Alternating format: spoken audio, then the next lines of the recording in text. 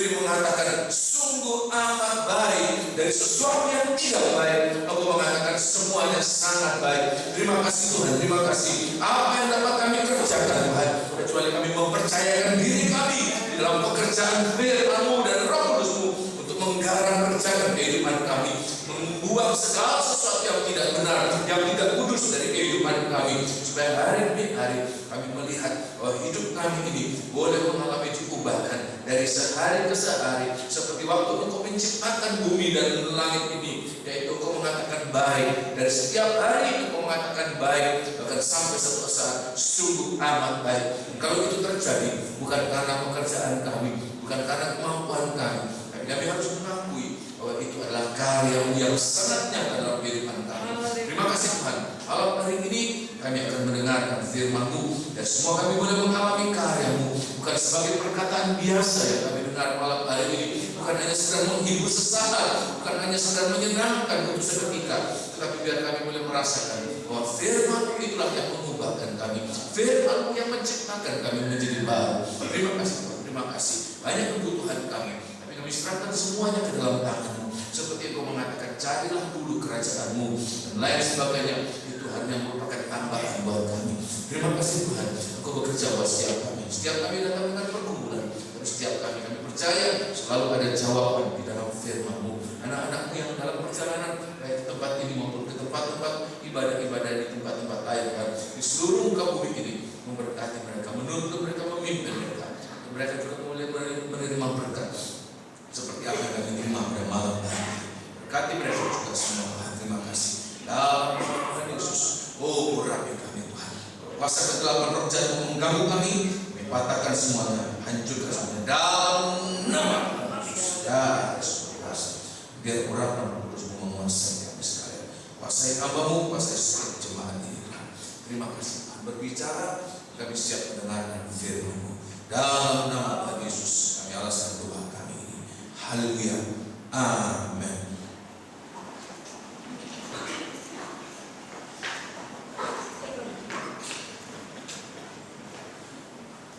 Haleluya. Mula pertama saya mengucapkan salam sejahtera dalam nama Tuhan Yesus Kristus untuk semua saudara yang sudah datang pada malam hari ini. Semoga damai sejahtera tidak putus-putus untuk diberikan kepada kita, sehingga kita boleh merasakan dalam setiap pergumulan kita, walaupun menakutkan buat orang dunia, tapi bagi kita Tuhan memberikan kita damai sejahtera, memberikan kita ketenangan dari Tuhan. Saudara yang amin. Haleluya.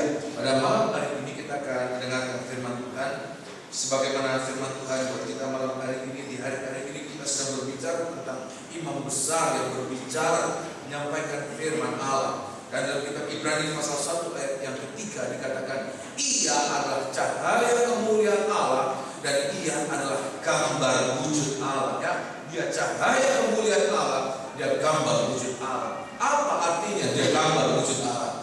Untuk memberikan kita suatu pencerahan, untuk memberikan kita suatu kemuliaan, sebab manusia mula-mula telah kehilangan kemuliaan Allah. Karena dosa manusia telah kehilangan kemuliaan Allah.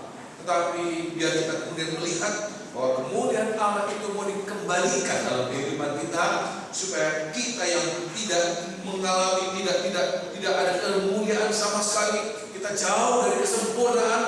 Tapi setiap kali kita melihat cahaya kemuliaan Allah itu di dalam firman-Nya, maka semoga kita boleh mengalami di hari-hari ini kemuliaan Allah itu mengubahkan kehidupan kita hari ke hari, untuk satu saat menjadi sama kemuliaan dengan Dia. Ya, kalau kita alami demikian, maka Tuhan merasakan bahwa apa yang Dia kerjakan kepada manusia, Dia menciptakan manusia, sempat Dia menyesal menciptakan manusia. Tapi kalau Dia berhasil mengerjakan dalam kehidupan kita ini, kemuliaan itu Dia berikan buat kita, maka kita akan melihat Allah itu tidak pernah gagal. Kalau Dia sudah pernah bekerja, seolah-olah gagal, Adam dan Hawa jatuh dalam dosa. Tetapi Allah tidak pernah gagal. Allah selalu berhasil dalam pekerjaannya. Dia mengembalikan umat manusia. Itulah kehidupan kita di dalam kemuliaan. Nah, malam hari ini saya akan menyampaikan untuk apa manusia itu mengalami dikembalikan cahaya kemuliaan Allah dalam kehidupan kita. Untuk apa? Ya, untuk apa Dia boleh memberikan kita kemuliaan? Nah, kalau kita kembali di dalam kitab Kejadian pasal yang kedua, pasal yang ketiga, cerita tentang penciptaan. Saya ajak saudara dalam kitab Kejadian pasal yang kedua dan pasal yang ketiga, dalam cerita tentang penciptaan, bagaimana manusia mula-mula diciptakan. Perhatikan, manusia mula-mula diciptakan menurut gambar dan wujud Allah, menurut gambar dan teladan Allah. Pada kitab Kejadian pasal yang pertama, Tuhan katakan, marilah kita menciptakan manusia menurut gambar dan teladan kita. Tetapi kemudian waktu Tuhan sudah menciptakan manusia menurut gambar dan teladan Tuhan, maka seolah-olah apa yang Tuhan kerjakan ke dalam manusia ini, cerita tentang penciptaan manusia, kemudian saya melihat, saya membaca ini, saya melihat bahwa seolah-olah pekerjaan Tuhan itu belum selesai. Kenapa? Sebab dosa itu menggagalkan, menyambut apa yang Tuhan sedang kerjakan. Sehingga cerita tentang penciptaan manusia itu sebenarnya adalah kehendak Tuhan yang belum selesai. Kenapa saya berani mengatakan demikian? Kalau kita baca di dalam kitab Kejadian pasal yang kedua, tolong baca kitab Kejadian pasal yang kedua, ayat yang ke-9. Kejadian pasal yang kedua, ayat yang ke-9. Saudara lihat dalam kitab Kejadian pasal yang kedua, ayat yang ke-9, ada sesuatu yang belum sempurna, belum selesai Tuhan kerjakan kepada Adam. Sebab apa? Dosa sudah merusak, dosa mendahului, menyambut apa yang Tuhan rencanakan buat kita manusia ini. Ya. Ayat yang ke-9, kitab Kejadian pasal yang kedua, ayat yang ke-9. Lalu Tuhan Allah menumbuhkan berbagai pohon dari bumi yang menarik dan yang baik untuk dimakan buahnya. Terus, dan pohon kehidupan di tengah-tengah taman itu, ya, serta pohon pengetahuan tentang yang baik dan yang jahat. Terima kasih. Dari ayat ini kita bisa melihat bahwa pada saat manusia itu kemudian sudah memakai rupa Allah, Tuhan menciptakan manusia dari debu tanah, di mana tanah itu yang kering sebab tidak ada hujan pada saat itu, hanya kabut saja. Tetapi walaupun hanya kabut, di mana kandungan air yang begitu sedikit, belum berupa tetes air, baru merupakan partikel-partikel air yang terkandung dalam kabut itu. Tetapi karena tanah yang kering itu menerima kandungan air, partikel-partikel yang begitu kecil dalam kabut itu diterima. Dan ayat mengatakan tanah yang kering itu dibasahi oleh kabut itu. Dan dari tanah yang kering itu yang telah dibasahi oleh kabut itu, Tuhan menciptakan bentuk manusia. Bukan hanya sampai di situ, ayat mengatakan Tuhan mengembuskan nafas hidup, itulah Roh Kudus dalam hidup manusia, dan manusia bangkit, manusia menjadi manusia makhluk yang hidup. Dan manusia pada saat dia bangkit, dia memiliki gambar dan wujud Allah begitu sempurna. Dan ayat mengatakan pada saat itu manusia begitu sempurnanya, sehingga Tuhan menempatkan manusia bukan di tempat yang sembarangan. Ayat mengatakan di Eden dia membentuk satu taman. Eden itu sendiri suatu keindahan. Tetapi yang mengatakan Allah membentuk, Allah membuat satu taman di Eden di sebelah timur, dan di situ Tuhan menempatkan manusia, manusia yang sempurna, manusia yang penuh dengan kemuliaan Allah, melambangkan cahaya kemuliaan Allah, gambar dan teladan Allah ada pada manusia. Dan ayat mengatakan pada ayat ke-9, Tuhan memberikan di taman itu ada 3 macam pohon. Yaitu apa? Nomor 1, semua pohon-pohon yang baik. Kalau sudah pernah lihat pohon yang baik dengan buah yang baik yang ada di taman, yang ada di dunia sekarang ini, tidak ada dari mereka itu buah nomor 1 sekalipun, ya kelas premium sekalipun, tidak ada yang sebaik dengan taman Eden. Pohon-pohon di taman Eden itu pohon yang terbaik. Ya.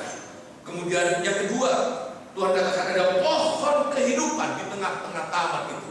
Ada pohon kehidupan. Dan yang ketiga, ada pohon pengetahuan baik dan yang jahat. Nah, dari 3 macam pohon ini, soalnya saya katakan ada seperti episode yang belum selesai dalam kisah penciptaan manusia. Pada ayat yang ke-16, tolong baca ayat yang ke-16. Dari 3 macam pohon ini, Tuhan berbicara tentang apa ini? Ayat yang ke-16, perhatikan. Lalu Tuhan Allah memberi perintah ini kepada manusia, semua pohon dalam taman ini boleh kau makan buahnya dengan bebas. Tuhan katakan pohon yang pertama, semua pohon-pohon.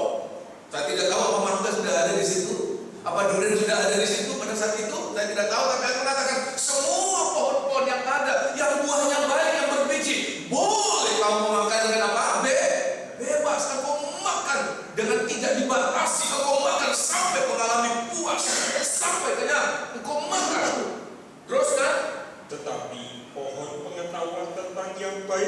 Pohon yang ketiga Tuhan katakan apa ini? Pohon yang pertama Tuhan katakan semua pohon itu boleh kamu makan dengan bebas. Pohon yang ketiga Tuhan katakan, tetapi pohon pengetahuan yang baik dan yang jahat, janganlah kau makan buahnya. Jangan kau makan buahnya, sebab pada hari engkau memakannya, pastilah engkau mati. Tuhan katakan pohon pengetahuan yang baik jangan kau makan. Kalau pohon-pohon yang lain kamu makan dengan tidak terbatas, kamu makan dengan puas sampai kenyang. Tetapi pohon yang baik, pengetahuan tentang yang baik dan yang jahat, Tuhan katakan jangan kamu makan. Satu saja itu cukup untuk membuat engkau mati. Pada hari itu juga engkau akan mati. Kemudian kalau kita kemudian melihat ini dari 3 macam pohon. Pohon yang pertama Tuhan katakan makan dengan bebas. Pohon yang ketiga Tuhan katakan jangan makan. Bagaimana dengan pohon yang kedua? Pohon pengetahuan, dan pohon apa? Kehidupan. Tuhan belum berbicara tentang pohon kehidupan. Tetapi walaupun Tuhan berbicara, tiba-tiba pada fase yang ketiga manusia bertemu dengan ular, dan ular membujuk manusia untuk melanggar apa yang Tuhan larang. Jangan kamu makan. Sehingga dalam kitab Kejadian fase yang ketiga ayat yang ke-22 kita melihat di sini bahwa Tuhan mengatakan tentang pohon kehidupan ini. Apa buat manusia yang sudah terlanjur jatuh dalam dosa itu? Pada ayat yang ke-22 kitab Kejadian pasal 3 ayat 22. Berfirmanlah Tuhan Allah, sesungguhnya manusia itu telah menjadi seperti salah satu dari kita, tahu tentang yang baik dan yang jahat. Maka sekarang jangan sampai ia mengulurkan tangannya dan mengambil pula dari buah pohon kehidupan itu dan memakannya, sehingga ia hidup untuk selama-lamanya. Terus lalu Tuhan Allah mengusir dia dari Taman Eden, supaya ia mengusahakan tanah dari mana ia diambil. Ia menghalau manusia itu, dan di sebelah timur Taman Eden ditempatkannya lah beberapa kerub dengan pedang yang bernyala-nyala dan menyambar-nyambar untuk menjaga jalan ke pohon kehidupan. Terima kasih. Sehingga kita lihat untuk pohon yang kedua, pohon kehidupan, Tuhan katakan kepada manusia yang sudah terlanjur jatuh dalam dosa. Maka ayat mengatakan mereka tidak boleh makan pohon ini. Kenapa? Kalau mereka makan, sebab mereka sudah menjadi sama dengan satu di antara kita. Kalau mereka makan itu, mereka akan kekal di dalam dosanya. Sebab apa? Pohon kehidupan memberikan kehidupan yang kekal kepada setiap orang. Sehingga kalau mereka makan dalam keadaan berdosa, dalam keadaan rusak, dalam keadaan hancur, dalam keadaan kehilangan kemuliaan Allah, maka mereka akan permanen dalam keadaan demikian. Padahal rencana Tuhan untuk manusia tentu tidak demikian. Ini merupakan suatu kesalahan dari manusia itu sendiri, membuat seolah-olah rencana Allah tertunda. Untuk apa? Menunggu sekian ribu tahun. Kalau kita mengikuti pelajaran tentang petajaman, kurang lebih ada 6.000 tahun Allah harus menunggu. Untuk apa? Sebenarnya rencana Allah bukan untuk melarang manusia makan buah kehidupan. Sebab kemudian di dalam kitab Wahyu pasal kedua, Tuhan katakan kepada jemaat yang pertama, jemaat di Efesus, jemaat akhir zaman. Dan kitab Wahyu pasal yang kedua, Tuhan katakan kalau kamu menang, kamu boleh mendapat bagian dari pohon kehidupan itu. Kamu akan mendapat makan, akan kuberi makan dari pohon kehidupan yang ada di Taman Firdaus. Kamu akan mendapat makan, kuberi makan. Tentu kalau pohon kehidupan itu, kalau kita mendapat makan dari itu, kita tidak makan daunnya, kita tidak makan kulitnya, kita tidak makan akarnya, kita makan apanya?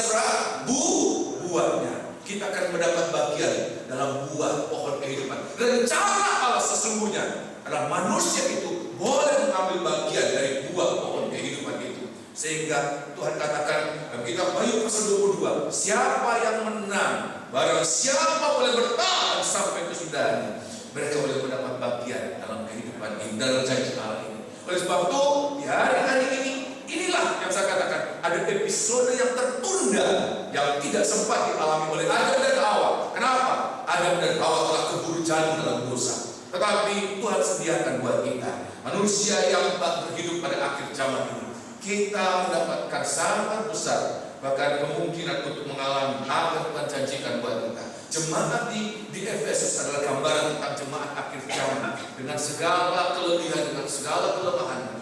Tuhan memberikan kita kesempatan untuk menikmati itu. Jadi kalau kita mengalami, perhatikan, dirubah hari demi hari. Untuk apa kita mengalami ini? Bukan sekedar kita mengalami kemuliaan, tapi ayat mengatakan orang-orang yang sudah dipermuliakan oleh Tuhan, Tuhan akan bawa masuk kita ke Taman Eden. Sebab di sana kita akan mengalami pemeliharaan Tuhan lewat pohon kehidupan ini. Sudah bisa mengerti demikian, amin?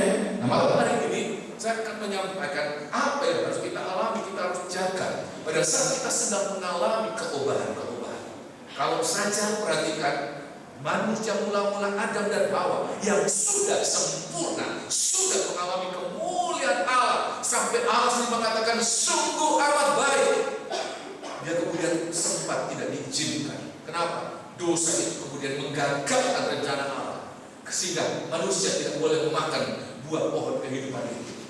Tetapi bagi kita di hari-hari ini, kita harus bertahan, kita harus menjaga ini, berjaga untuk hal-hal ini supaya apa? Supaya jangan untuk kedua kalinya iblis itu menggagalkan rencana Allah. Rasul Paulus mengatakan, aku takut. Sebab apa? Sebagaimana iblis telah menipu, menyesatkan manusia Adam dan Hawa, maka aku takut jangan-jangan dia mengerjakan buat kamu. Sidang jemaat di Korintus pada saat itu, dia kemudian menipu, menelikung engkau. Oleh sebab di hari-hari ini kita harus berjaga. Memang kita harus mengakui kita mengalami hari-hari ini.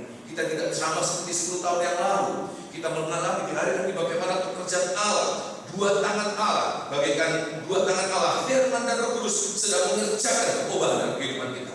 Tetapi rencana Allah untuk kita bisa menikmati buah pohon kehidupan, jangan sampai digagalkan oleh iblis. Nah, malam hari ini saya akan memperlihatkan apa yang harus kita berjaga di hari-hari ini supaya jangan itu kemudian digagalkan kembali untuk yang kedua kalinya. Kita akan lihat dalam kitab Wahyu pasal yang kedua, kitab Wahyu pasal yang kedua, kitab Wahyu pasal yang kedua, ayat yang ke kitab Wahyu pasal yang kedua, Tuhan katakan kepada jemaat di Efesus. Saya membaca apa yang ada pada jemaat di Efesus luar biasa. Kalau kita kemudian mengiling kehidupan kita dan dibandingkan dengan jemaat di Efesus, maka luar biasa, kita masih terlalu jauh. Kita harus mengejar, kita harus berlari hari-hari ini. Seperti apa yang Rasul Paulus katakan, aku berlari-lari untuk mencapai, mengejar apa yang masih jauh itu. Kita di hari-hari ini harus berlari untuk mencapai ini. Efesus, jemaat di Efesus sudah mengalami bagaimana kehidupan mereka begitu maju dalam pelayanan, begitu maju dalam ibadah mereka. Tetapi apa? Ada perkara-perkara yang mereka lupakan, dan itu merupakan sesuatu yang sangat fatal dalam kehidupan mereka. Ya, nah kita Wahyu pasal yang kedua, kita Wahyu pasal yang kedua, ayat yang kedua, Tuhan katakan kepada jemaat di Efesus, luar biasa jemaat ini. Tetapi Tuhan katakan mereka bisa tidak bisa mencapai makan buah pohon kehidupan itu. Ya, kita baca ayat yang kedua. Aku tahu segala pekerjaanmu, baik jeripayahmu maupun ketekunanmu. Ya, aku tahu bahwa engkau tidak dapat sabar terhadap orang-orang jahat. Ada jeripayah, ada suatu ketekunan. Mengatakan ada jeripayah, ada ketekunan dalam ibadah dilakukan dengan jeripayah, bukan kalau sempat, bukan sampingan ibadah itu, bukan sampingan pelayanan itu. Pelayanan ibadah itu bagi mereka sesuatu yang utama. Mereka mengorbankan segala galanya demi ibadah, demi pelayanan. Ada jeripayah, ada ketekunan luar biasa jemaat ini. Teruskan. Bahwa engkau telah mencobai mereka yang menyebut dirinya rasul, ya, tetapi yang sebenarnya tidak. Dan mereka tidak toleran terhadap ketidakbenaran, terhadap kepalsuan. Mereka tidak toleran. Mereka kemudian cepat menguji. Teruskan.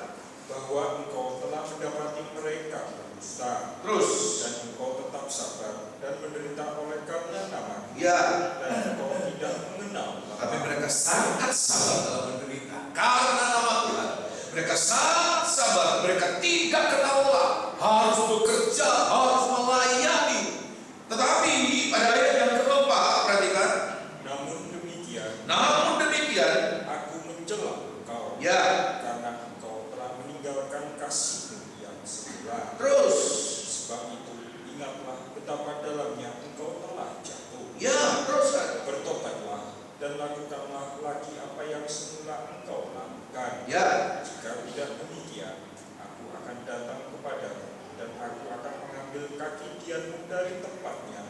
jikalau engkau tidak bertobat. Terima kasih. Tetapi ayat ini mengatakan jemaat di Efesus, ini jemaat pertama dari 7 jemaat di akhir zaman. Tuhan katakan, ternyata apa yang ada pada mereka di tengah kelebihan mereka ada satu kekurangan yang mungkin kalau kita membaca begitu saja kita katakan, cuma kurang satu saja kok. Kan mereka punya kelebihan yang banyak. Kekurangan mereka cuma satu. Mereka meninggalkan kasih semula. Tetapi Tuhan katakan apa? Kasih semula ini sesuatu yang sangat penting, sangat vital dalam kehidupan mereka. Sehingga kehilangan kasih mula-mula itu seperti kehilangan cahaya. Kehilangan kasih mula-mula itu seperti hidup dalam kegelapan. Tuhan katakan, kalau engkau tidak bertobat, aku akan mengambil kaki diamu.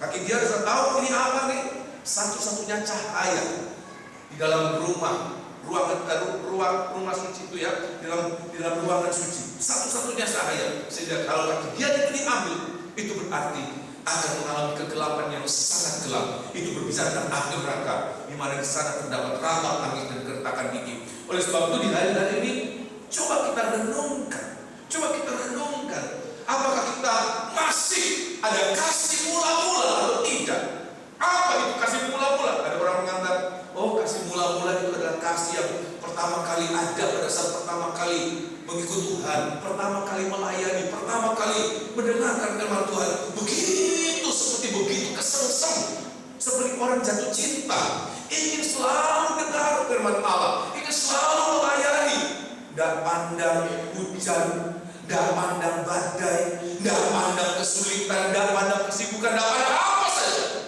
Seperti Tuhan itu nomor satu. Tetapi kemudian berjalannya waktu, kasih itu memudar. Kalau dulu biar hujan badai, apa saudara? Diterjang. Tapi sekarang apa, Bro? Saya pernah mendapatkan telepon pada saat saya mengurus perkumpulan hamba Tuhan, seorang hamba Tuhan senior, guru kami sebenarnya. Dia izin kepada saya, kok saya tidak bisa datang. Kenapa? Tempat saya gerimis. Dalam hati saya ketawa saja. Tempat saya gerimis tidak bisa menghalangi dia. Bagaimana kalau banjir? Bagaimana kalau hujan? Bagaimana tentang kasih mula-mula? Apakah masih ada kasih mula-mula? Tetapi saya mengatakan apa itu kasih mula-mula dalam Alkitab? Kitab Roma pasal yang ke-5, surat Roma pasal yang ke-5 ya. Bukannya sekedar begitu, tetapi kita lihat kasih mula-mula itu. Roma pasal yang ke-5 ayat yang ke-6. Roma pasal yang ke-5 ayat yang ke-6. Surat Roma pasal yang ke-5 ayat yang ke-6. Karena waktu kita masih lemah, Kristus telah mati untuk kita orang-orang durhaka. Pada waktu yang ditentukan oleh Allah. Sebab ayat yang ke-7, sebab tidak mudah seorang mau mati untuk orang yang benar. Ya, untuk orang benar saja tidak mudah. Cari sampai mau mati untuk orang benar tidak mudah. Teruskan.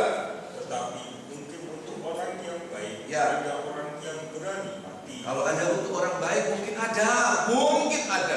Tetapi ya. Allah menunjukkan kasih-Nya kepada kita. Perhatikan. Oleh karena Kristus telah mati. Karena Kristus telah mati untuk kita ketika kita masih berdosa. Inilah kasih mula-mula, saudara. Apa itu? Bagaimana pernyataan Allah yang Dia mengatakan aku mengasihi engkau? Pada saat apa? Bukan pada saat kita baik, pada saat kita masih berdosa. Mengatakan pada saat kita jahat, pada saat kita durhaka, pada saat itu Allah mati untuk kita. Coba kita renungkan ini. Kalau kita mulai mengalami ini, terima kasih. Kalau kita bisa renungkan, Tuhan, saya ini loh, tidak seharusnya saya melayani, tidak seharusnya saya hidup. Kalau menilik dengan keadaan saya, menilik dengan kekurangan saya, menilik dengan kenajisan kejahatan saya, maka seharusnya saya mati dulu. Tetapi kalau Tuhan izinkan kita masih kemudian hidup, bahkan bukan hanya hidup, sampai Tuhan layakkan kita, Tuhan angkat kita menjadi imam-imam, Tuhan angkat kita menjadi anaknya, Tuhan anggap kita menjadi kekasihnya. Bukankah itu sesuatu yang sangat luar biasa? Inilah kasih mula-mula ayat mengatakan kasih yang terbesar, yaitu pada saat seseorang mau mati untuk sahabatnya. Dan ayat mengatakan kita sebenarnya bukan sahabat Allah, kita orang-orang yang memusuhi Allah. Rasul Paulus katakan dalam perbuatan, dalam perkataan, dalam pikiran kita orang-orang yang memusuhi Dia. Tapi justru Dia mengasihi kita dengan kasih yang terbesar. Pada saat kita masih berdosa, Dia mau mati untuk kita. Inilah kasih mula-mula. Dan perhatikan, untuk kasih mula-mula ini, perhatikan, untuk kasih mula-mula ini, perhatikan ini, untuk kasih mula-mula, satu perkara ini yang jangan sampai kita lupakan, yaitu untuk kita tetap ingat kasih mula-mula itu, kita tetap pegang kasih mula-mula itu, kita tetap ya, sebab apa? Kasih mula-mula itu adalah landasan kerohanian kita, landasan teladan kita, landasan segala-galanya dalam kehidupan kita. Tanpa kasih mula-mula, seperti kita berdiri tidak di atas dasar, begitu gampang roboh, menghadapi apapun juga roboh. Tetapi kalau ada kasih mula-mula, halangan rintangan boleh ada. Tetapi kemudian kalau kita selalu ingat, jangan pernah kita melupakan, selalu ingat kasih mula-mula. Bagaimana kita mengingat, bagaimana Dia mau mati untuk kita. Itu yang membuat seluruh pelayanan kita, seluruh pekerjaan kita akan kerjakan. Bukan untuk mencari sesuatu, tetapi kita merasakan selalu apa yang kita kerjakan tidak cukup banyak untuk membalas apa yang Dia sudah berikan buat kita. Sehingga tidak ada kebanggaan sedikit pun, tidak ada omelan, tidak ada sunggutan, tidak ada penyesalan. Aduh, tahu gitu jadi imam-imam kok begitu sulit, banyak aturan lah, harus ini, harus itu, tidak boleh ini, tidak boleh itulah, terlalu banyak. Tahu gitu saya tidak jadi imam-imam, tahu gitu saya tidak melayani. Mungkin sempat itu. Kenapa sempat berpikiran demikian? Kalau kita sempat melupakan kasih mula-mula, apa itu? Bagaimana Dia mati untuk kita. Oleh sebab itu, di hari-hari ini jangan pernah kita melupakan. Tuhan katakan, melupakan kasih semula itu merupakan kejatuhan yang apa, saudara? Dalam. Kenapa? Sebab tidak ada kemampuan untuk bertahan, tidak ada lagi motivasi melayani, hanya sekedar kebiasaan lagi. Dan coba kita renungkan di hari-hari ini. Kalau kita beribadah dan kita melayani, bahkan untuk hari ini, apa yang menarik kita melayani hari ini sampai kita ada? Saya terus terang mengintrospeksi diri saya sendiri. Apa yang membuat saya melayani sampai hari ini? Apa? Coba kita renungkan apa? Apakah karena hanya sekedar tugas? Karena profesi mau tidak mau, kalau saya tidak melayani, siapa yang melayani? Jadi kalau karena itu saya melayani, maka saya melayani malam hari ini tanpa kasih mula-mula. Saya melayani apa saja? Coba kita renungkan. Masih ada dorongan karena kita menyadari Tuhan, Engkau sudah mau mati untuk aku pada saat aku masih berdosa. Kalau kita merasakan selalu ingat ini, kasih mula-mula, itu yang membuat apapun yang menjadi halangan, apapun yang menjadi rintangan, kita tidak pernah akan terhalang, tidak pernah akan mengalami rintangan itu. Seperti Rasul Paulus katakan, tanpa halangan apa-apa, tanpa rintangan apa-apa. Sebab apa? Kasih mula-mula itu terlalu besar, terlalu mahal harganya.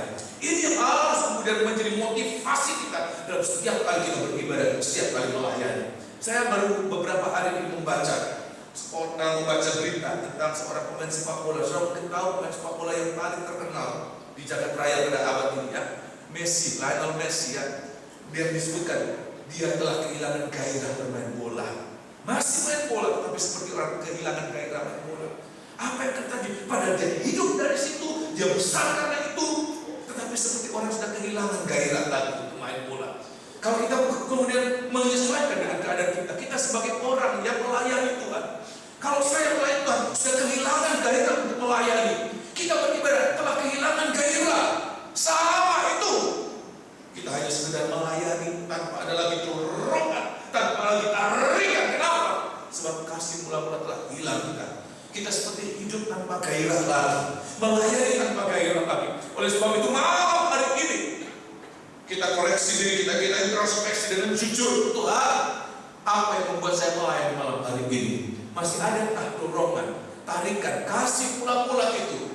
Apakah masih kita ingat bagaimana Dia mati untuk kita? Bukan saat kita baik, tapi saat kita berdosa.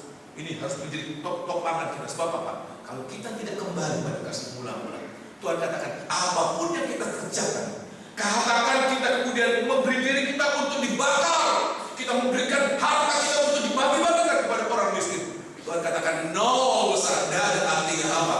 Sebab apa? Dasar apa yang kita kerjakan itu bukan kasih mula-mula. Sebab itu di hari-hari ini Semoga kita kemudian berpikir, Tuhan kembali, ada suatu jeritan, Tuhan kembalikan itu yang telah hilang, mungkin sudah bertahun-tahun. Seperti kita melayani begitu berat, hanya sekedar datang lain. Dan kita mohon Tuhan kembalikan. Ada satu lagu di Psalm nomor 175, kita akan nyanyi nanti terakhir ya. Ingatkan kembali akan kebaikanmu. Lagu itu begitu menyentuh. Kalau kita dengarkan, kita nyanyikan itu dengan sungguh-sungguh. Ini harus menjadi seruan sidang jemaat di Efesus. Ini seruan kita sekali. Tuhan kembalikan aku. Sebab saya sangat percaya kalau kita ingat kembali, kita pegang ini, kita tidak pernah lepaskan kasih mula-mula. Oh, ibadah kita akan begitu bergairah. Sebab apa? Ada sesuatu yang mendorong kita, ada sesuatu yang menarik kita untuk lebih dekat kepada Dia. Di hari-hari ini Tuhan katakan, kalau kita lakukan kembali, maka apa yang Tuhan berikan, kita akan mendapat bagian. Sekali lagi kita baca kitab Wahyu pasal yang kedua, kita akan mendapat kembali itu. Supaya apa yang kita kerjakan, apa yang kita raih hari ini, tidak sia-sia. Seandainya jemaat di Efesus tidak kembali kepada kasih mula-mula, walaupun mereka berkorban, walaupun mereka tidak kenal lelah, walaupun mereka tidak toleran terhadap sesuatu yang tidak benar, tapi Tuhan katakan seolah-olah itu semua dari artinya apa-apa. Engkau akan tinggal dalam kegelapan yang paling gelap. Sebab apa? Kaki jari itu akan diambil dari mereka. Tetapi kalau mereka berperang, mereka bergumul sampai menang. Tolong baca ayat yang ke-7. Kalau malam hari ini kita ada telinga, bahkan mungkin hanya satu telinga kita ada yang bisa berguna untuk mendengarkan. Tuhan katakan gunakan itu. Ayat yang ke-7. Siapa bertelinga, hendaklah ia mendengarkan apa yang dikatakan Roh kepada jemaat-jemaat. Barang siapa menang, kata barang siapa menang itu, barang siapa yang bergumul. Kita bergumul untuk itu. Kalau kita menyadari, Tuhan, saya kehilangan kasih mula-mula, harus kita jujur mengaku kepada Tuhan. Sebab kalau kita mengaku kita masih memiliki kasih mula-mula, padahal faktanya tidak ada kasih mula-mula, kita tidak pernah akan sembuh, kita tidak pernah akan kembali pada kasih semula itu. Tapi kalau kita renungkan, Tuhan, saya memang masih melayani, saya memang masih beribadah, bahkan masih tekun, masih rajin. Kalau lihat di kalender tidak ada bolongnya dalam tahun-tahun ini. Tapi kalau Tuhan katakan, kenapa kamu bisa apa yang memotivasi kau sedemikian? Apakah hanya sekedar suatu kewajiban? Apakah hanya sekedar suatu kebiasaan? Pelayanan selalu menjadi kebiasaan buat saya melayani karena berulang-ulang, ya, menjadi suatu kebiasaan. Ya, tetapi Tuhan katakan apa yang mendorong? Semoga kasih semula itu yang mendorong pelayanan kita, itu yang menarik pelayanan kita. Ya, Tuhan katakan barang siapa menang, dia akan kuberi makan dari pohon kehidupan yang ada di taman Firdaus Allah. Terima kasih. Dengan kata lain, kalau seseorang kemudian meninggalkan kasih semula, korban Kristus ini, perhatikan ini penting, korban Kristus ini, nomor satu korban Kristus itu, untuk apa? Untuk mengampuni kita, untuk melayani kita, untuk menyatakan kasih-Nya buat kita ini. Hargai korban Kristus selalu dengan kata apa? Dengan praktik apa? Mengingat selalu kasih-Nya, tidak pernah melupakan kasih semula itu. Maka Tuhan katakan, kalau kita kembali pada kasih semula, maka kita akan mendapat bagian makan dari pohon kehidupan. Dengan kata lain, walaupun kita tetap melayani, walaupun kita tetap beribadah, tetapi waktu Tuhan teropong, Tuhan periksa, kamu melayani dasarnya apa? Apa yang kamu pakai untuk menjadi dasar pelayananmu? Tidak ada. Karena hanya profesi, karena hanya kehidupan. Ini pertama buat kami. Tidak melayani ya tidak dapat hidupnya. Tidak melayani ya tidak dapat apa-apa kamu. Seolah-olah sehingga saya harus melayani sebab apa? Di belakang saya itu loh, anak saya mau makan apa, istri saya mau makan apa. Sehingga kalau melayani ini hanya sebatas untuk memenuhi kebutuhan saya. Tuhan katakan itu pelayanan, bukan pelayanan yang benar. Pelayanan meninggalkan kasih semula. Itu pelayanan yang sedang dalam kejatuhan yang dalam. Tidak main-main, tidak berzina, tidak mencuri. Tapi Tuhan katakan engkau jatuh dalam suatu kejatuhan yang dalam. Oleh sebab itu di hari-hari ini biar kita mohon kembali. Sebab seringkali kita tidak menyadari ini. Kalau kita salah dalam sesuatu perbuatan dosa, ada banyak kali kita sadar, kenapa saya sempat lakukan itu, kenapa saya lakukan itu. Tidak sepantasnya, tidak sepatutnya saya lakukan itu. Tapi kalau kehilangan kasih mula-mula, kalau bukan teguran Tuhan yang tajam, Sebab apa? Dia pikir dia sedang melayani, dia pikir sedang beribadah. Tetapi semuanya Tuhan katakan, pelayanan ibadah itu tidak ada artinya apa-apa. Terus waktu malam hari ini kita kemudian koreksi, Tuhan, ampuni saya Tuhan, kembalikan saya pada kasih semula ini, sehingga dalam pelayanan kita melayani dengan begitu bergairah, seperti orang jatuh cinta, seperti orang yang mengalami kasih mula-mula itu, kasih pertama itu begitu indah pelayanan. Walaupun Raja Salomo mengatakan seperti kita masuk dalam lembah kematian, seperti kita masuk dalam suasana pedesaan. Marilah kita ke gunung, ke desa-desa, ke dusun-dusun. Tetapi walaupun kita berada di dusun-dusun, kita mengalami, sebab di sana aku akan menyatakan apa? Kasihku. Di dalam saat pengalaman kematian sekalipun, kita justru mengalami, Tuhan terima kasih Tuhan, Engkau izinkan aku mengalami kekurangan, penderitaan, hal penderitaan. Tetapi kasih-Mu melebihi segala-galanya. Semoga ini yang mendorong pelayanan kita, mendorong ibadah kita. Pelayanan demikian, Tuhan katakan akhir dari pelayanan ini, kita akan makan buah dari pohon kehidupan. So bisa mengerti demikian, amin? Ini yang pertama. Yang kedua, dalam hal ini ya, dari hal korban itu, sebab apa? Sebab korban Kristus ini yang memungkinkan seseorang itu kembali ke Taman Firdaus. Saudara ingat tadi pada waktu kita baca kitab Kejadian pasal yang ketiga, Tuhan katakan pada saat manusia itu berdosa dan Tuhan menyadari, cepat-cepat sebelum mereka ambil buah pohon kehidupan itu, usir saja, diusir, bus. Keluar ya, begitu rendahnya manusia ya, sampai manusia itu layak untuk diusir. Nah, kalau kedatangan binatang yang tidak dikehendaki di rumah kita, kita usir kan? Sedemikian manusia begitu jatuh pada saat itu, begitu melorot, diusir. Supaya apa? Supaya mereka jangan ambil. Dan ayat mengatakan pada saat mereka keluar, Tuhan menempatkan apa saudara? Gerut dengan pedang yang menyambar-nyambar. Supaya apa? Begitu cepatnya, tidak ada satu sepersekian detik itu ada waktu, tidak ada apa namanya, pedang itu menyambar-nyambar. Supaya apa? Siapa saja yang masuk itu tidak bisa masuk. Kalau dia masuk kepalanya kena, tangannya kena, kakinya kena. Dia tidak mungkin masuk tanpa kena pedang itu. Dan ayat mengatakan, siapa yang memberi diri untuk kena pedang? Tuhan Yesus di atas kayu salib. Dia seperti seseorang yang kena pedang Allah. Dia terkena. Dan ayat mengatakan, pada saat dia kena pedang Allah, seperti dia menghentikan gerakan pedang itu. Untuk apa? Membuka jalan buat kita. Sehingga ayat mengatakan, waktu dia mati di atas kayu salib, pada saat yang sama, tirai di bait Allah yang memisahkan ruang kudus dan ruangan agung itu kemudian terbelah menjadi dua. Dan kita berani mengatakan untuk membuka jalan buat kita untuk bisa masuk. Orang-orang yang tidak layak seharusnya, kita boleh masuk melalui jalan yang dibuka oleh Yesus melalui korbannya. Sehingga korbannya nomor satu harus kita ingat terus, korban yang memungkinkan kita masuk kembali ke Taman Eden, di mana Adam dan Hawa diusir, tapi kita mendapatkan pembukaan pintu untuk masuk Taman Eden. Biar kita ingat, Tuhan, hanya karena korban-Mu yang memungkinkan.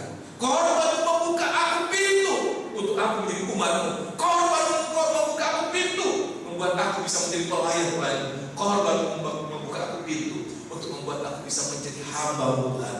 Terima kasih korban itu yang akan kupegang, kuingat untuk selama-lamanya. Yang kedua, menghargai korban itu, yaitu bagaimana kita mengalami kuasa korban Kristus ini, kuasa darahnya itu untuk menyucikan kita setiap hari. Kasih mula-mula itu yang pernah kita alami pada saat kita pertama kali mengerti bagaimana dia mati untuk kita. Tapi dalam perjalanan hidup kita, dalam perjalanan waktu kita, ya perhatikan ini, korban itu selalu menyertai kita. Dan kita Wahyu pasal 22, Wahyu pasal 22, kita Wahyu pasal 22 ayat yang ke-14. Wahyu pasal 22 ayat yang ke-14. Ini merupakan perkataan bahagia yang ke-7 dari seluruh kitab Wahyu. Ada 7 kali berkatakan berbahagialah mereka, ya. Nah, kitab Wahyu pasal yang ke-22 ayat yang ke-14, Tuhan katakan siapa mereka yang boleh mendapatkan bagian, mengambil bagian dalam pohon kehidupan itu. Oh, haleluya. Makan buah pohon kehidupan. Orang yang mengalami, perhatikan ini tipu daya iblis, semu daya iblis. membuat orang kemudian kabur ingatannya, lupa ingatannya akan kasih semula. Kalau sampai kita lupa akan kasih semula, melupakan kasih semula, itu pekerjaan iblis. Lewat kesenangan, lewat hiburan yang sementara, sehingga kita lupakan kasih semula itu. Tapi jangan sampai perhatian kita dialihkan kepada perkara lain. Kasih semula itu mengingat-ingatan kita. Orang Yahudi, orang kayak Ortodoks itu ada kotak segi 4, mereka ikat di kepala ini supaya mengingat. Ayat-ayat Taurat itu dituliskan di situ.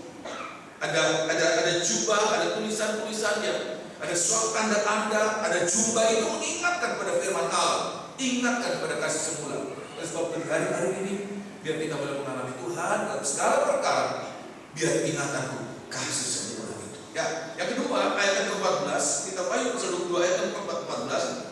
Berbahagialah mereka yang membasuh jubahnya, mereka akan memperoleh hak atas pohon-pohon kehidupan dan masuk melalui pintu-pintu gerbang ke dalam kota. Sekali lagi ayat yang ke-14, perhatikan. Berbahagialah mereka yang membasuh jubahnya, mereka akan memperoleh hak atas pohon-pohon kehidupan dan masuk melalui pintu-pintu gerbang ke dalam kota itu. Terima kasih. Dari ayat ini disebutkan berbahagia mereka yang membasuh jubah. Orang bisa kemudian mengatakan membasuh pakai apa? Pakai air, bisa. Alkitab juga ada mengatakan membasuh dirinya dengan air, ya. Membasuh dengan air, membasuh dengan sabun tukang penato. Ada juga yang mengatakan demikian. Tetapi saya lebih cenderung sebab air ini dikaitkan dengan pohon kehidupan, masuk pintu-pintu gerbangnya untuk masuk dalam kota Taman Eden itu, di mana Taman Eden itu sebenarnya dijaga oleh keruk dengan pedang yang bersambar-sambar menyambar-nyambar, sehingga apa yang membuat kita masuk adalah korban Kristus. Dan perhatikan, sehingga kalau disebutkan membasuh jubah itu kemudian saya cenderung dengan apa kita membasuh? Dengan darah. Dan kita bayu pasal yang ke-7, kita bayu pasal yang ke-7, semoga ini yang kita alami dalam hari-hari ini, dalam setiap hari, setiap waktu kita mengingat kasih semula itu, kasih mula-mula itu.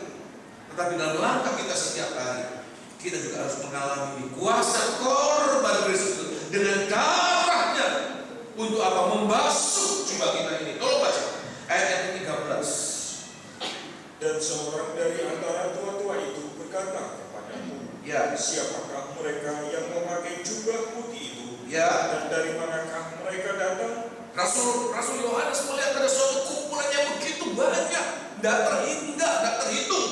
Disebutkan dari berbagai macam bangsa, dari berbagai macam etnis, dari berbagai beragam background, kaum, bahasa, dan apapun juga. Ini gambaran tentang orang-orang kafir.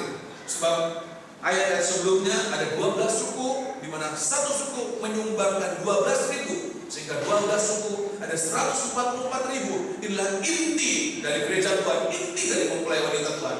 Tetapi selain itu ada begitu banyak manusia-manusia dari berbagai macam background, dari berbagai macam etnis, dari berbagai macam latar belakang. Ayat mengatakan di situ kita. Tetapi bagaimana? Ayat mengatakan mereka harus apa? Harus memiliki jubah putih berkilau-kilauan. Jubah yang putih. Kalau kita renungkan Tuhan, sudahkah kita memiliki jubah putih? Seringkali kita, Tuhan, iya, jubah saya begitu banyak belontang-belonteng, noda di mana-mana. Kalaupun putih, putihnya mangkak. Tapi kita lihat di sini, Tuhan katakan apa? Ayat yang ke-13.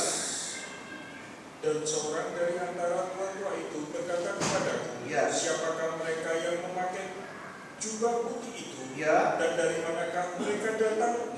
Maka kataku kepadanya, Tuhan mengetahuinya. Lalu ia berkata kepadaku, mereka ini adalah orang-orang yang keluar dari kesusahan. Orang-orang yang keluar dari kesusahan yang besar. Ada masalah besar, ada sakit penyakit besar, ada kesusahan besar yang mereka alami dalam sepanjang hidup mereka. Perhatikan. Dan mereka telah mencuci jubah mereka dan membuatnya putih di dalam darah. Membasuh di dalam darah anak domba, sehingga ayat 15. Karena itu mereka berdiri di hadapan tahta Allah Ya. Dan melayani Dia siang malam di bait sucinya. Ya. Dan Ia yang duduk di atas tahta itu akan membentangkan kemahnya di atas mereka. Terima kasih. Jadi kita melihat ini bahwa semoga kita di hari ini korban Kristus itu senantiasa dalam sepanjang hidup kita ini untuk apa? Membasuh jubah kita ini. Jangan biarkan ada waktu kita tidak mengalami jubah ini dibasuh. Terutama di saat kita mengalami ada kesulitan, kekurangan, bukan kekurangan biasa. Kalau ayat mengatakan kesusahan besar, kalau kekurangan yang besar sampai habis-habisan, mungkin ada satu saat kita merasakan, Tuhan, untuk makan, untuk susu anak saya tidak ada, Tuhan, susah rasanya. Manfaatkan kesusahan itu untuk apa? Membasuh jubah. Lihat apa yang di kekurangan kita. Setiap kali kita mengalami masalah, setiap kali kita mengalami percobaan, setiap kali kita mengalami apa saja yang menyakitkan, perhatikan, pertama kali ini saya selalu ingat bahwa pendeta Pong mengatakan, jangan menyalahkan orang lain. Oh, ini gara-gara ada orang yang sentimen. Oh, gara-gara siapa? Apalagi saling menyalahkan, suami istri saling menyalahkan, gara-gara kamu, ini keputusanmu. Ya, suami tidak terima. Ya, kamu kan yang dorong-dorong sehingga saya memutuskan ini. Saling menyalahkan, tidak ada jalan keluar. Tapi justru coba kita kemudian sama-sama dengan tenang untuk apa? Untuk koreksi diri, untuk kita introspeksi. Kenapa ini terjadi? Kenapa ini terjadi? Kalau kemudian kita melihat, iya Tuhan, dan dosa, bukan hanya dosa, sampai menjadi apa? Noda. Kalau hanya sekedar perbuatan itu seperti debu, seperti kotoran. Kalau dibasuh begitu saja, habis. Tapi kalau sesuatu yang sampai menjadi noda itu tidak mudah. Dengan firman Allah seperti mengalami penderitaan berulang-ulang. Terutama untuk satu perkara ini. Itu berarti apa? Nodanya sudah begitu mendalam sampai di dalam hati nurani. Dan kita mohon Tuhan setiap kali ampuni saya, ampuni, manfaatkan, saya mengatakan manfaatkan setiap kesusahan, setiap sakit penyakit, setiap kekurangan itu untuk mengalami penyucian. Oh iya Tuhan, saya ingat kembali, ini kekurangan saya, ini pelanggaran saya, ini ketidaksucian saya, ini Tuhan. Sehingga ayat mengatakan, setiap orang yang mengalami kesusahan besar dan memanfaatkan kesusahan besar itu untuk apa? Untuk mengalami penyucian, membasuh jubahnya. Jubah itu apa? Kehidupannya dari segala dosa dan noda dosa. Maka ayat mengatakan, setelah satu saat dianggap cukup oleh Tuhan, waktu diangkat dari kesusahan itu, kita boleh mengalami, kita memiliki kehidupan bagaikan jubah tanpa noda, tetapi putih berkilau-kilauan, yang membuat kita layak melayani Dia, bukan hanya di bumi ini, tapi yang mengatakan sampai di hadapan tahta Allah, kita melayani Dia siang malam selama-lamanya. Oleh sebab itu hari-hari ini harus kita mengerti, setiap kali kita mengalami kesusahan, itulah darah Tuhan. Setiap kita mengalami sesuatu yang tidak mengenakan untuk kita, gunakan itu adalah darah Tuhan yang membasuh kita. Supaya apa? Setiap kali kita mengalami itu, ada hal yang baik. Memang sakit untuk daging, sakit, menderita, tapi kita mengalami Tuhan, terima kasih. Manusiawi saya mengalami kerugian, tapi manusia rohani saya mengalami keuntungan. Itu yang Rasulullah katakan, kita berkurang-kurang secara jasmani, tapi kita bertambah-tambah secara rohani. So bisa mengerti demikian ini, itulah orang bijak, memanfaatkan apa-apa yang merugikan untuk mendatangkan keuntungan, bukan keuntungan jasmani, tetapi keuntungan secara rohani. Kita makin dikuduskan, kita makin dikuatkan, kita makin dianggap layak oleh Tuhan. Ini yang kita alami. Korban Kristus itu kita alami setiap hari. Ini Rasulullah katakan, setiap saat, setiap waktu kami mengalami kematian, tetapi setiap waktu itu juga kami mengalami kebangkitan Kristus. Nyata kebangkitan Kristus di dalam tubuh kami ini. Sebab itu gunakan ini, manfaatkan ini. Orang-orang ini Tuhan katakan pada akhir langkah mereka akan mendapatkan buah pohon kehidupan itu, akan menjadi hak mereka, bukan menjadi kemurahan buat mereka. Bahkan perhatikan, bukan kemurahan untuk mereka. Tuhan katakan apa? Mereka akan mendapatkan hak. Kalau sekali mungkin saya salah, tolong. Pasal 20, pasal 22. Ya, ayat yang ke-14. Mereka ayat yang ke-14. Pasal 22 kita payu ayat 14. Berbahagialah mereka yang membasuh jubahnya, mereka akan atas pohon-pohon kehidupan dan masuk melalui pintu-pintu gerbang ke dalam kota itu. Luar biasa, saudara. Mendapatkan hak. Hak apa? Bukan hak pengelolaan, bukan apa, tetapi hak atas pohon kehidupan. Di mana Tuhan katakan tidak ada seorang pun bisa masuk tanpa kena ini pedang dari kerub yang menyambar-nyambar. Tapi Dia memberikan dirinya untuk terkena pedang, membuka jalan buat kita mengalami buah pohon-pohon kehidupan. Tetapi lebih dahulu kita harus mengalami kuasa darah itu membasuh secara jasmani. Saudara bisa membayangkan, saudara, kalau kita melihat bahwa Yesus memberi dirinya kena pedang, secara jasmani saudara bisa membayangkan dia kena pedang. Nggak ada orang yang lewat tanpa mengalami tetesan darah dari anak domba ini. Saudara bisa mengerti demikian, amin? Setiap orang yang melewati pintu itu harus lebih dahulu mengalami tetesan darah dari anak domba yang memberi dirinya menahan pedang Allah itu. Sehingga ini harus kita alami, penyucian setiap langkah kita, supaya kita boleh mengalami itu. Hak itu Tuhan berikan. Ini pertama, korban Kristus itu yang memungkinkan kita boleh mendapatkan pohon itu, buah pohon kehidupan. Yang kedua, kita baik pasal 22 ayat yang ke-18 dan ayat yang ke-19 ya. 2 Romawi ini ya, yaitu apa? Kita baik pasal yang kedua ayat yang ke-18 dan ayat yang ke-19. Oh, haleluya. Aku bersaksi kepada setiap orang yang mendengar perkataan-perkataan dibuat dari kitab ini. Jika seorang menambahkan sesuatu kepada perkataan-perkataan ini, maka Allah akan menambahkan kepadanya malapetaka yang tertulis di dalam kitab ini. Tuhan katakan bahwa kitab nubuatan itu memang Rasul Yohanes menulis itu merujuk pada kitab Wahyu yang dia sedang mengalami penglihatan itu. Tapi bagi kita di hari-hari ini, nubuatan kitab itu menunjuk seluruh Alkitab kita ini. Dari kitab Kejadian sampai kitab Wahyu, Kejadian pasal 1 sampai kitab Wahyu pasal 22, Tuhan katakan, jika seseorang menambah, kitab kita ini sudah sempurna. Kitab kita sudah sempurna. Alkitab kita ini mendapatkan sampai 66 ini melalui suatu pergumulan panjang. Bapak-bapak gereja itu mengumpulkan satu demi satu buku ini. Ada perdebatan panjang, ada kitab-kitab yang dibuang, ada kitab-kitab yang sempat dibuang, dikembalikan lagi. Sempat diragukan apakah ini firman Allah, tapi dikembalikan lagi. Dan kalau saya melihat dari sekian ratus tahun ini sudah terbentuk 66 kitab ini.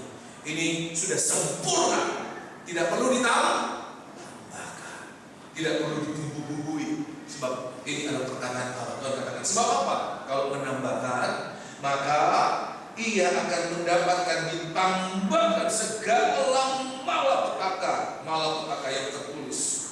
Sehingga kalau kemudian ada Injil-Injil yang baru, beberapa waktu yang lalu dunia digoncangkan. Ada Injil yang katanya baru ketemu, Injil Barnabas lah, Injil Yudas, apalagi Injil Yudas begitu menyesatkan, memutarbalikkan. Itu merupakan tambah-tambahan. Abaikan. Cukup kita mendapatkan ini. Alkitab kita sudah sempurna. 66 kitab. Tidak usah ditambah-tambah. Sebab kalau menambahkan itu akan menambahkan malapetaka. Tapi pada ayat ke-19 perhatikan. Dan jikalau seorang mengurangkan sesuatu dari perkataan-perkataan kitab nubuat ini, terus maka Allah akan mengambil bagiannya dari pohon kehidupan dan dari kota kudus seperti yang tertulis di dalam kitab ini. Sebaliknya Tuhan katakan, kalau kita mengurangkan Alkitab ini sudah sempurna. Kalau kita mengurangkan, Tuhan katakan bagian dari pohon kehidupan itu haknya untuk mendapatkan bagian dari pohon kehidupan akan diambil oleh Allah. Saya memberikan suatu perumpamaan. Kalau kita mengurangkan berarti kita tidak menyukai sesuatu itu. Seandainya ada rujak, ada ketimun, ada nanas, ada mangga, ada apa lagi, saudara? Kalau kita tidak suka mangga dibuang saja. Mengurangkan, kita tidak suka. Demikian juga dalam kitab nubuatan Tuhan katakan jangan dikurangkan karena selera, karena kita tidak suka. Sebab apa? Kalau kita mengurangkan, maka itu akan membuat kita tidak mendapatkan bagian dari kitab kehidupan. Nah, apa yang dikurangkan dalam kitab nubuatan ini? Tolong baca satu ayat ya dalam kitab 2 Timotius pasal yang ketiga. Suratan 2 Timotius pasal yang ketiga. Seringkali ini yang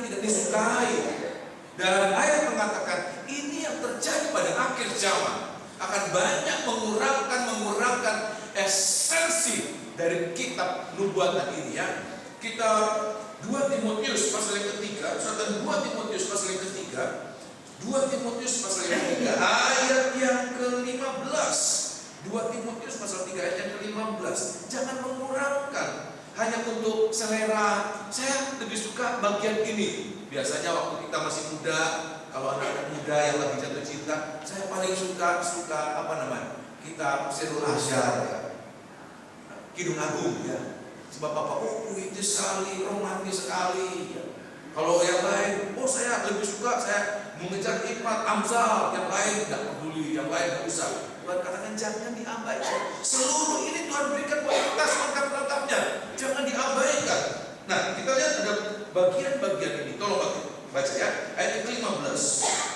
Ingatlah juga bahwa dari kecil engkau sudah mengenal kitab suci yang dapat memberi hikmat kepadamu dan menuntun engkau kepada keselamatan oleh iman kepada Kristus Yesus. Ayat 16 perhatikan. Segala tulisan yang diilhamkan Allah. Nah, inilah yang namanya kitab nubuatan kitab. Apa itu? Tuhan katakan, Rasul Petrus katakan, seseorang itu bernubuat, tidak mungkin dia bernubuat dari dirinya sendiri. Seandainya dia bernubuat dari diri sendirinya, itulah nubuat palsu. Tapi yang mengatakan dia bernubuat karena apa? Ilham dari Allah, ilham roh. Dan mengatakan segala tulisan yang diilhamkan oleh Allah ialah kitab nubuatan. Nubuatan kitab ini apa itu? Memang bermanfaat untuk mengajar, untuk menyatakan kesalahan, untuk memperbaiki kelakuan, dan untuk mendidik orang dalam kebenaran. Pasal yang keempat, ayat yang kedua, perhatikan. Beritakanlah firman, ya. Siap sedialah baik atau tidak baik waktunya. Perhatikan. Nyatakan yang salah, tegurlah, dan nasihatilah dengan segala kesabaran dan pengajaran. Jadi kita lihat inilah seluruh kitab ini. Tuhan katakan apa yang ada di dalamnya.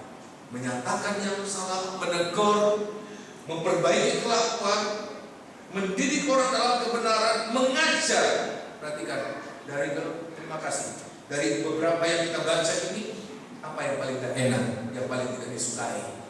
Apa saudara? Pada saat apa? Menyatakan kesalahan. Pada saat apa? Menegur. Dan Alkitab mengatakan, tolong baca ya. Dan sekarang waktunya ini, di mana orang mengurang-urangkan bagian-bagian dari kitab kehidupan ini, kitab nubuatan ini. Ya. Ayat yang ketiga, perhatikan. Karena akan datang waktunya. Ya, bahkan sudah tiba sekarang ini sudah zaman kitab ini.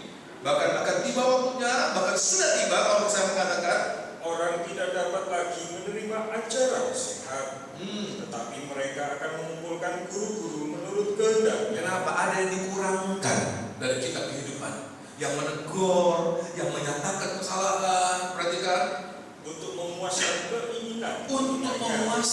keinginan telinganya, mereka akan memalingkan telinganya dari kebenaran, ya, dan membukanya bagi dongeng. Ayat yang kelima, perhatikan. Tetapi kuasailah dirimu dalam segala hal, ya.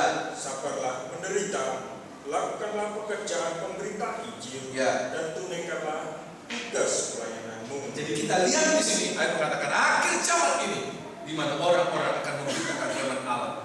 Tetapi setelah lebih dahulu dikebiri, dikurang-kurangkan apa yang seharusnya menjadi bagian dari kitab yang diilhamkan ini. Salah satu yang paling dikurangkan adalah apa? Bagian yang menegur kesalahan, yang menyatakan kesalahan, itu akan sangat dikurangi. Sehingga apa? Apa yang disampaikan hanya sekedar untuk menyenangkan telinga. Dan mengatakan orang akan mengumpulkan mereka untuk kemudian memanggil guru-guru. Untuk apa? Mengajar mereka sesuai dengan selera mereka.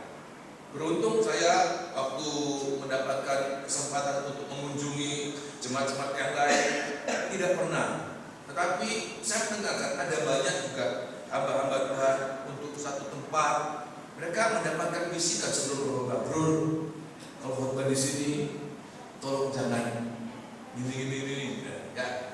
Tolong jangan terlalu keras, jangan terlalu tajam. Jangan bicara tentang dosa, apalagi tentang istri gua, apalagi jangan di sini sebab apa? aja saya dapat masukan itu. Kalau Tuhan izinkan saya harus berbicara percaya itu, saya tidak peduli, saudara. Saya tidak diundang lagi, tidak peduli, tidak masalah. Asal saya jangan sampai menjadi guru-guru palsu, saudara. Kenapa? Sekedar untuk memberikan kesenangan buat beliau. Oh, memuji-muji, dan ini yang terjadi. Banyak bagian dari Alkitab ini kemudian dikurang-kurangkan, sehingga seolah-olah mereka beribadah. Tapi Tuhan katakan mereka sudah mengurangkan bagian dari kitab nubuatan. Walaupun mereka mendengarkan seolah-olah firman, tapi mereka tidak mendapat bagian. Aku akan ambil bagian mereka untuk mendapat bagian dari kitab, dari pohon kehidupan. Oleh sebab itu di hari-hari ini biar kita boleh mengalami bahwa apapun yang kita dengarkan jangan dikurangi, jangan dikurangi. Saya juga berdoa, sudah doakan kami pada keberanian untuk memberitakan apa yang Tuhan berikan buat kami. Sebab kalau tidak ada keberanian, itu yang Rasul katakan, Tuhan sudah memberikan 100%. Karena ada pertimbangan, bukan ketakutan lagi. Bahasa halusnya ada pertimbangan. Maka yang disampaikan mungkin 80%, mungkin sudah begitu diperhalus begitu rupa, sehingga tidak sesuai lagi dengan bobot yang Tuhan berikan. Oleh sebab Rasul akan berdoa untuk kami supaya ada firman, ada keberanian, dan ada pembukaan jalan, pembukaan pintu-pintu untuk memberitakan firman Allah. Amin. Oh, haleluya. Kenapa? Sebab hari-hari ini ada begitu banyak orang-orang yang mengurangkan kitab kehidupan ini, kitab nubuatan ini. Tapi bagi kita di hari ini, biar kita boleh menerima. Kalaupun Tuhan menyatakan kesalahan kita, lebih baik. Perhatikan yang penting, lebih baik sekarang Tuhan menyatakan kesalahan kita daripada nanti sudah tidak mendapat bagian, tidak mendapatkan kesempatan untuk bertobat. Sekarang, apapun kesalahan kita, masih selalu ada kesempatan untuk bertobat. Tapi kalau nanti di depan tahta pengadilan Tuhan, baru semua dibuka, kitab-kitab itu dibuka, dinyatakan. Seperti ada televisi raksasa yang dulu disembunyikan dalam pikiran, dalam hati, itu dipertontonkan. Semua orang bisa lihat dan tidak bisa menyangka. Oleh sebab itu lebih baik sekarang apa yang kesalahan kita dinyatakan, supaya apa? Selalu masih ada kesempatan untuk berbenah diri, untuk bertobat, untuk mengalami penyucian, mengalami kuasa darah Tuhan, sehingga kita boleh layak mendapatkan bagian dari kitab, dari buku, dari pohon kehidupan itu. Sudah bisa mengerti demikian namanya? Malam hari ini mungkin sudah bertanya, apa sih pohon kehidupan itu? Siapa pohon kehidupan itu? Ya, nah malam hari saya akan perlihatkan apa ini pohon kehidupan. Kitab Wahyu pasal yang ke-22, kita lihat di sini. Wahyu pasal 22. Wahyu pasal 22, apa yang kita boleh alami sekarang ini sebelum kita mengalami sesungguhnya pohon kehidupan itu. Sekarang ini kita boleh mengalami itu, ya. Asal kita selalu ingat akan korban Tuhan, selalu mengalami kuasa korban Tuhan menyucikan kita, dan selalu menerima firman itu dengan sepenuh-penuhnya, full gospel, firman sepenuhnya, ya, Injil sepenuhnya, tanpa dikurangi, ya. Maka kita lihat kitab Wahyu pasal 22, apa ini kita mendapat bagian dari pohon kehidupan. Kitab Wahyu pasal 22 ayat yang kedua. Wahyu pasal 22 ayat yang kedua. Di tengah-tengah jalan kota itu, ya, yaitu di seberang menyeberang sungai itu, ya, ada pohon-pohon kehidupan yang berbuah 12 kali, ya, tiap-tiap bulan sekali, ya, dan daun pohon-pohon itu dipakai untuk menyembuhkan bangsa-bangsa. Tuhan katakan ini akan menjadi bagian kita. Ada satu pohon, dan Tuhan katakan itu bisa berbuah setiap tahun, sepanjang tahun, 1 bulan sekali. Sudah pernah menemukan pohon demikian, kan? Apa sudah pernah lihat jambu yang berbuah sepanjang tahun mungkin? Saya tidak pernah perhatikan, tapi coba sekarang, karena kita sudah baca ini, ya. Coba surat kalender, ya, bikin kalender. Bulan ini berbuah, nanti bulan depan apa berbuah lagi, bulan depan. Tapi kalau mangga, durian, manggis, langsep, ya apa semua itu ada waktunya, ada musimnya. Tapi pohon ini akan mengatakan setiap bulan berbuah. Untuk apa buah itu? Menjadi makanan. Dan kan mengatakan daunnya tidak pernah lagi, tidak pernah gugur, selalu ada daun. Daunnya bukan untuk sayur, kan? Tapi disebutkan apa? Untuk apa, Saudara? Untuk obat, menyembuhkan bangsa-bangsa. Nah, kita lihat apa ini, Saudara? Apa ini? Buahnya menjadi makanan. Bahkan Tuhan Allah mengatakan, kalau makan buah ini, siapa yang makan buah ini akan apa, saudara? Hidup kekal, tidak pernah mati, tidak bisa mati. Mungkin kaisar-kaisar Cina dulu, zaman dulu mencari-cari ini ya, buah atau makanan atau obat yang membuat orang tidak bisa mati ya. Ada buah, setiap kali kita makan, satu kali kita makan, buah itu membuat kita tidak bisa mati. Tetapi harus dalam keubatan, supaya jangan kita makan dalam keadaan salah. Nanti apa bedanya dengan iblis? Iblis tidak mendapatkan kesempatan untuk bertobat.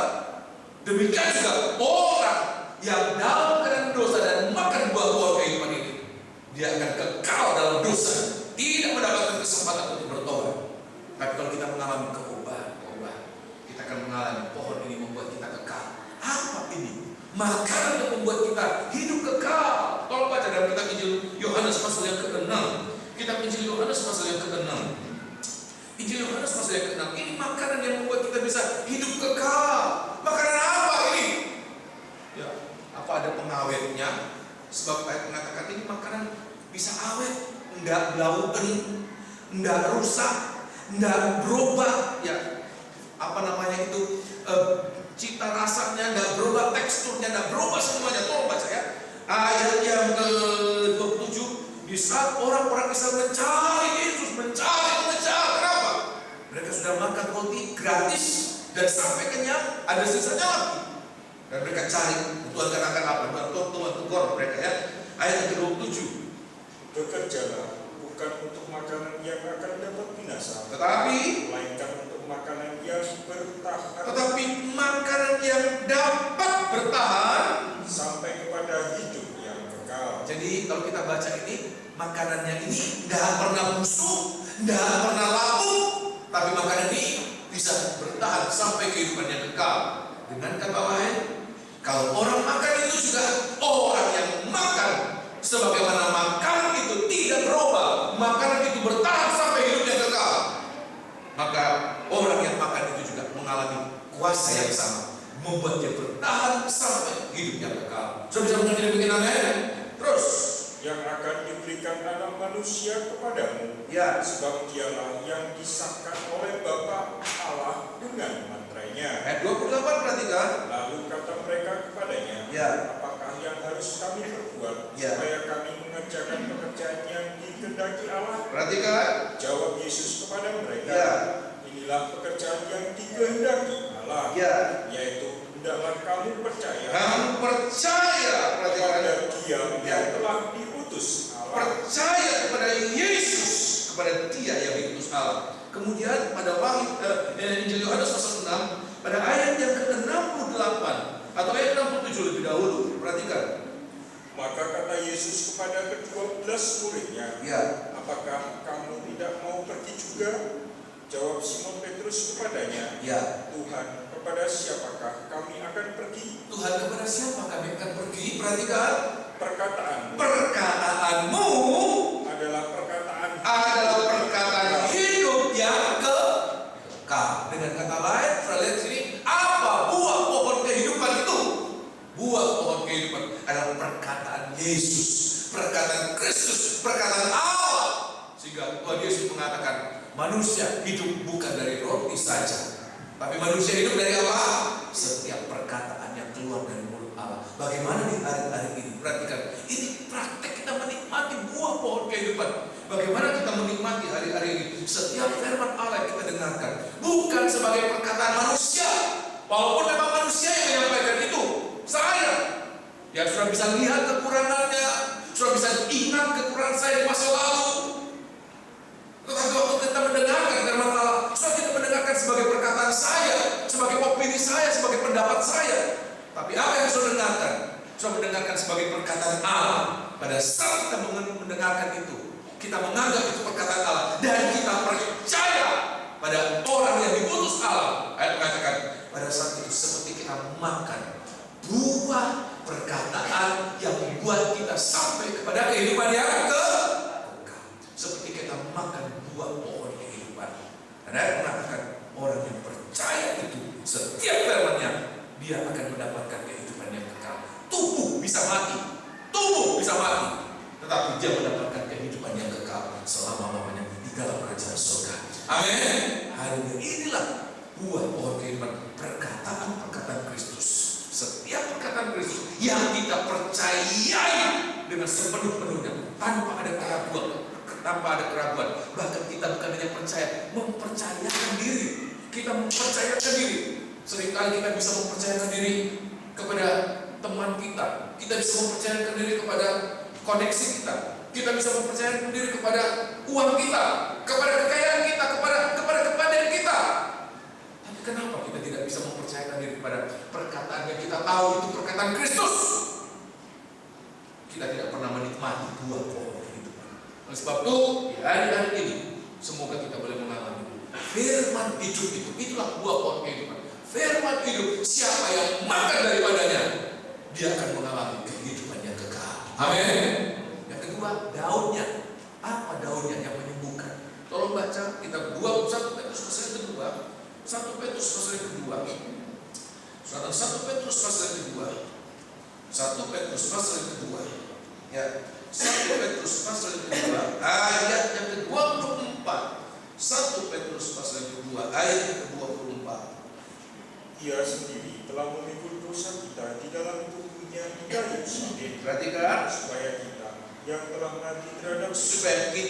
mati terhadap dari dalam dosa itu, terhadap dosa itu, hidup untuk kebenaran. Hidup untuk kebenaran. Perhatikan, oleh bilur-bilurnya kamu telah sembuh. Jadi kita lihat ini pohon kehidupan itu, ayat mengatakan buahnya itu memberikan kita makanan yang membawa kita kepada kehidupan. Uraian yang kita baca tadi, yang kita dengarkan, apa itu? Perkataan Kristus, perkataan Allah. Sedangkan daunnya yang menyembuhkan bangsa-bangsa, ayat yang kita baca adalah bilur Kristus. Sehingga kesimpulan kita bahwa pohon kehidupan itu siapa? Kristus sendiri, di mana perkataannya menjadi makanan buat kita. Darahnya yang keluar dari bilur-bilurnya itu akan menjadi obat, menjadi penyembuh buat setiap apapun yang menjadi luka kita, penyakit kita. Katakan luka yang tidak mungkin disembuhkan oleh dokter, yang tidak mungkin disembuhkan oleh apapun juga, sebab bukan luka fisik lagi. Luka yang begitu dalam, ada kepahitan yang sangat mendalam, tidak mungkin disembuhkan oleh apapun juga. Darah itu yang keluar dari bilur, yang mengatakan oleh bilur-bilurnya kita menjadi sembuh. Oleh sebab itu, alangkah berbahagianya kita memiliki pohon kehidupan itu yang Tuhan berikan buat kita. Perkataan yang menjadi makanan buat kita, bilurnya menjadi kesembuhan buat kita. Apa yang kita takutkan? Ada pemeliharaan, ada perlindungan. Bukan hanya menyembuhkan kita, tetapi mencegah kita, melindungi kita dari maut. Oleh sebab itu, di hari-hari ini jangan pernah melupakan pribadi yang sangat kita harus hargai, sebab dia adalah mempelai pria surga kita. Kita akan menikmati dia, masuk kembali dalam taman Eden, menikmati suasana mempelai, suasana yang telah hilang, tidak dialami oleh Adam dan Hawa. Begitu singkat waktunya dia masuk dalam masa kesukaran.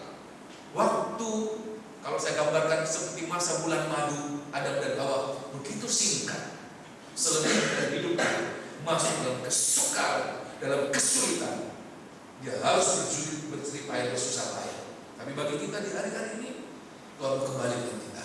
Masa keindahan itu, masa keintiman itu, Tuhan memberikan kepada kita.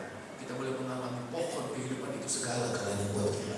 Perkataan yang menjadi makanan, daunnya itu, bilurnya menjadi obat kesembuhan buat setiap kita. Apapun kesalahan kita, apapun penyakit kita, kita percayakan buat apa yang kita dengarkan malam hari ini. Ya, nah firman Allah buat kita, semoga ini jadi berkat buat kita sekalian. Ya, kita akan bangkit berdiri, kita akan nyanyikan lagu tadi, Psalm nomor 175, ingatkan kembali, ingatkan datang. Kita akan nyanyikan ini. Ya.